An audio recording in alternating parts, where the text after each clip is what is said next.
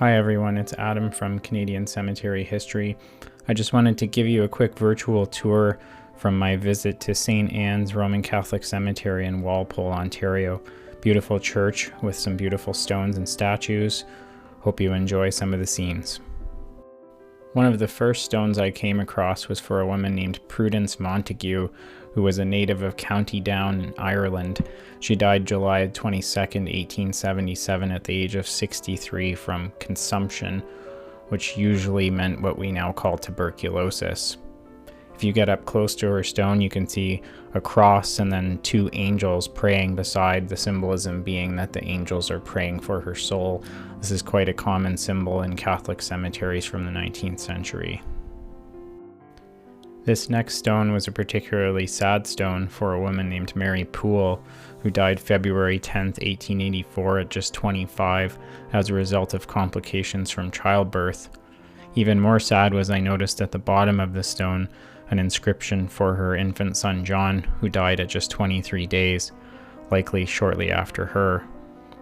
When you see the top of the stone as we zoom in, the symbol here is a hand reaching down with a broken chain. The symbol here means the hand of God is reaching down from heaven and breaking the chain or taking the life. This was often used on graves of people who died unexpectedly or as a result of disease, any kind of death that happened quickly and unexpectedly, and particularly for those of a young age. The next thing I came across was this beautiful statue of the Virgin Mary, Our Lady of Fatima. It's called the Our Lady of Fatima Grotto. It was put there in 2013. You can see underneath the words, Our Lady of Fatima, and then under that, pray for us. What was particularly beautiful about this day was that someone had actually laid a real flower at her feet. This was during the early months of when COVID-19 was sort of just spreading into the West. People were very scared, uncertain. There was a lot of fear and deaths were starting to ramp up. So I think somebody who was Catholic put this here as a way to ask for extra help, shall we say.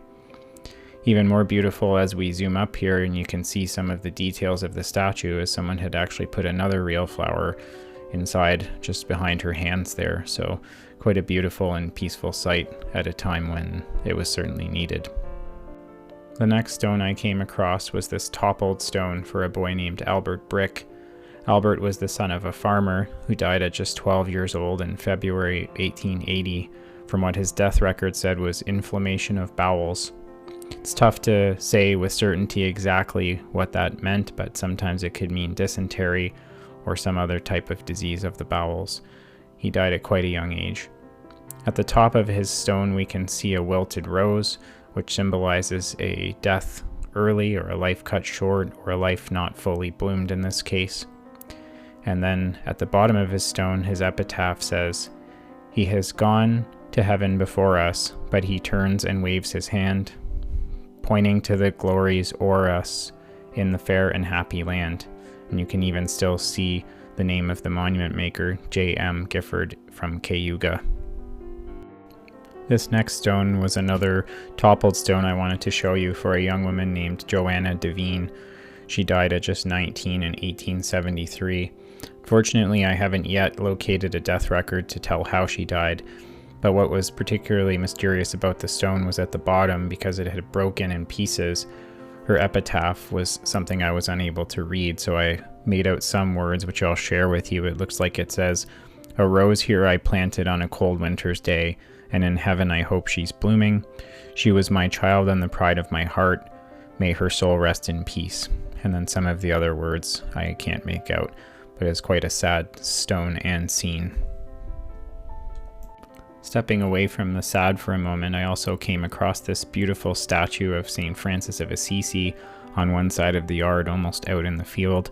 St. Francis, of course, is the patron saint of animals, and he was known in Catholic lore for preaching sermons to the animals. So you can see here, he has a bird in one hand, another bird on his shoulder. He appears to be turning and listening or talking to one of them. And then below him, you can see a squirrel and it looks like a rabbit. So quite a beautiful, fun, sort of peaceful little statue to come across in a churchyard. And certainly I've seen St. Francis in several Catholic yards, and it's always a peaceful, nice sight. The last actual gravestone I wanted to show you is this interesting one. It looks like somebody attempted some kind of restoration work by taking 3 stones and putting them back to back here. The stone we're looking at is for a woman named Alice McKeevy. She was also a native of County Down, Ireland. She died at 66 on June the 11th, 1860.